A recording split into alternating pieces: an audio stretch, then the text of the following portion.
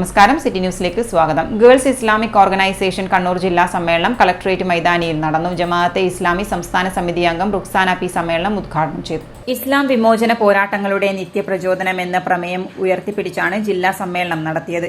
അധിനിവേശ സമരങ്ങൾക്കെതിരെ പോരാടിയിരിക്കുന്ന ഒരുപാട് സ്ത്രീകളുടെ ചരിത്രം ഉറങ്ങുന്ന കേരളത്തിന്റെ മണ്ണിൽ ജീവിച്ചുകൊണ്ടിരിക്കുന്ന ആളുകളാണ് നമ്മൾ. പക്ഷെ എന്നിട്ട് പോലും നമ്മൾ കാണിക്കേണ്ടി വരുന്നു, ഞങ്ങളുടെ ചരിത്രത്തിനുള്ളിലെ ഒരുപാട് വനിതാ രത്നങ്ങളുണ്ട്.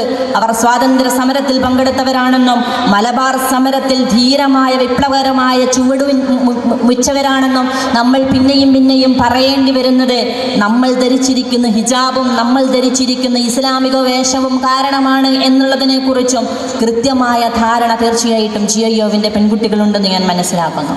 കാരണം നമ്മൾ ധരിച്ചിരിക്കുന്ന വസ്ത്രം തന്നെ ഒരു വലിയ പ്രശ്നമാകുന്ന കാലത്ത് കൂടിയാണ് നമ്മൾ ജീവിച്ചു കൊണ്ടിരിക്കുന്നത്, അല്ലേ? കണ്ണൂരിനെ സംബന്ധിച്ചിടത്തോളം ഈയിടെ ഇറങ്ങിയ ഒരു പുസ്തകത്തിൽ മുസ്ലിം സ്ത്രീകളെ കുറിച്ച് പറയുന്നുണ്ട്. നവോത്ഥാന സംഘടനകൾ അവരെ വളർത്തിയെന്ന് തന്നെയാണ് പറയുന്നത്. പക്ഷെ അപ്പോഴും നിങ്ങളൊന്ന് ആലോചിച്ച് നോക്കുക, ഇവിടെ വ്യായാമം നടത്തുവാൻ ഒരു സംഘമുണ്ട് എങ്കിൽ അതിന് പിന്നിലും ജമാഅത്തെ ഇസ്ലാമി എന്ന പ്രസ്ഥാനമാണെന്ന് പറയുമ്പോൾ, ഒരു പുഴയിൽ കുടുങ്ങിയ ആനയെക്കുറിച്ച് സംസാരിക്കുമ്പോഴും അതിന് പിന്നിൽ ജമാഅത്തെ ഇസ്ലാമി എന്ന് പറയുന്നതിന് പിന്നിലുള്ള രസകരമായ തമാശയെക്കുറിച്ച് കൂടിയാണ് നമ്മളിന്ന് സംസാരിക്കുന്നത്.